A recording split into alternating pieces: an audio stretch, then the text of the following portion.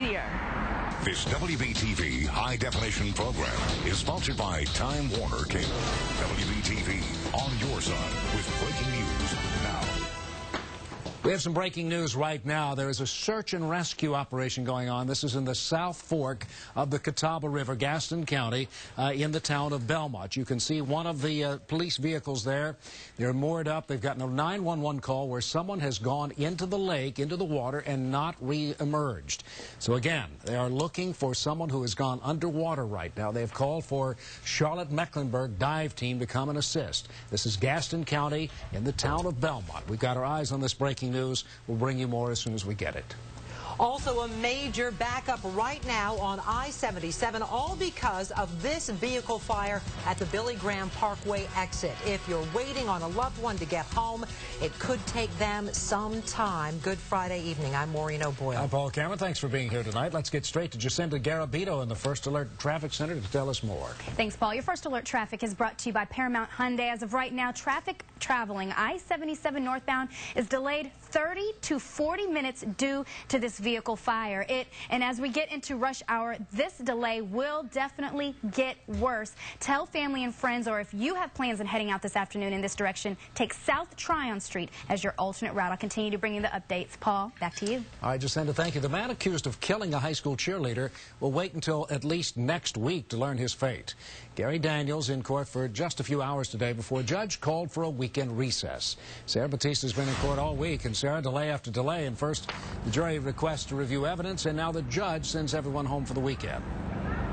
Right. The judge had some things that he needed to take care of, so the jury got out just before noon today. And one of the reasons why they don't have a verdict is because they really haven't had a lot of time to deliberate. They have asked for a second look at some of the evidence.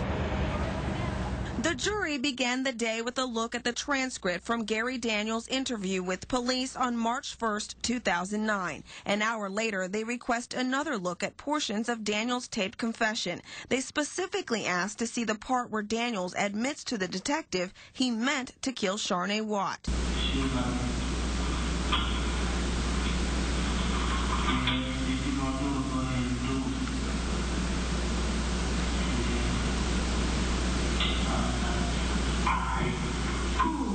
During the interview, Daniel's story changes often. At one point, he claims God told him to shoot. He also claims Watt told him to go ahead and get it over with.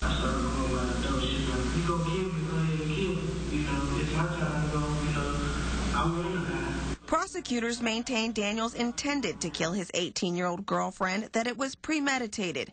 During closing arguments Thursday, prosecutor Beth Green told jurors Watt didn't give Daniels the reaction he wanted. And defiant up to the last minute of her life, she said, shoot me.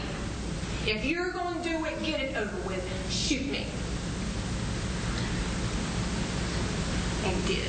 But defense attorney Grady Jessup attempted to raise doubt. He claims Daniels shot Watt while playing with the gun. Although he raised the gun, he wasn't trying to kill her. The jury is deciding between first-degree murder or second-degree murder, and it seems they're reviewing the evidence with a fine-tooth comb.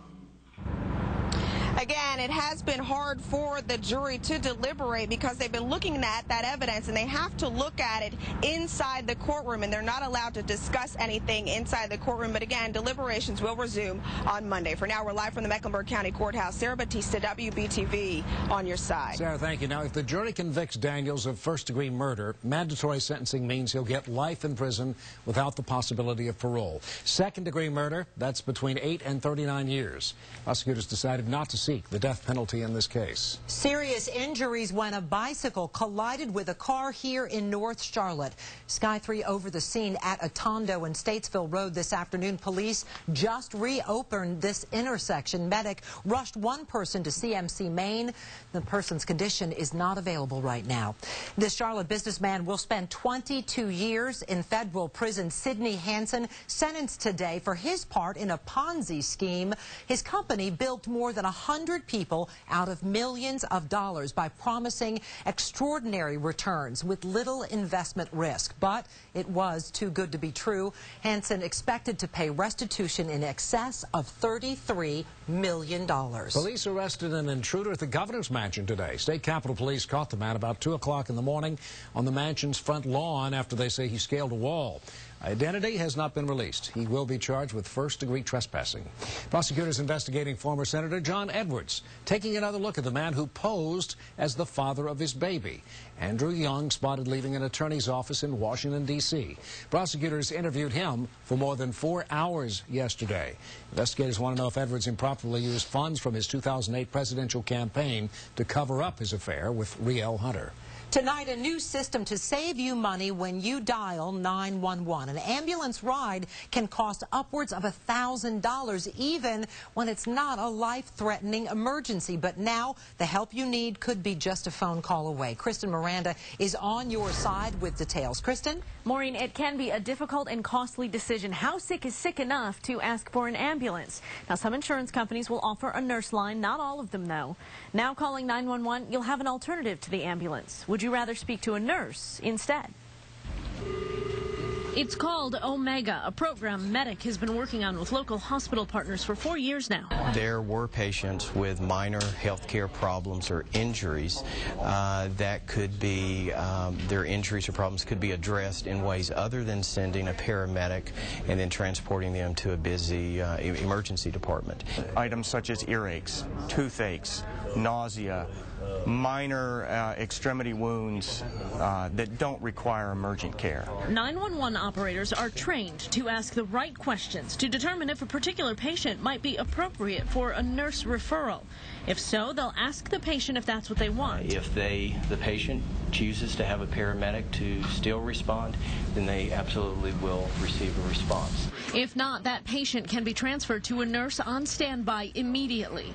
Now, the benefit of the program is twofold. I think many times patients may be very happy to learn that an issue they might have thought is emergent is not. But it may also free up the paramedics. First, it's got to be the appropriate thing for the patient, but it can also benefit the system in keeping a resource available for other emergencies. Now, these nurses are specially trained to offer the very perfect advice, and this only applies to those between the ages of 2 and 65. The very young and older folks will get an ambulance no matter what. Medic does anticipate the number of callers transferred to nurses on any given day is 4 or 5. That is only 1 to 1.5% of daily calls. All right, Kristen, thank you. And if you've got any more questions about this particular program, you can learn more on the Center City Community page at WBTV.com. And wasn't it nice to see the sun back over the Carolinas today, but it was kind of chilly when the wind kicked up. And the wind did kick up this afternoon, but a pretty picture from the HD Tower, Kent. Nice. Puffy clouds. Here's Eric Thomas. He's got a pretty good weekend forecast. Well, you nailed it right on the head, because that's exactly what you're seeing behind me. A lot of wind advisories, which we're going to talk about, so you need to be a little bit careful this evening. But overall, I think you're going to like the weekend, but potential severe weather down the line, all coming up in your first alert forecast. All right, thank you. Men don't like going to the doctor, even though their health depends on it. Coming up, a proven way to get your guy to take better care of himself. And next at 5 o'clock.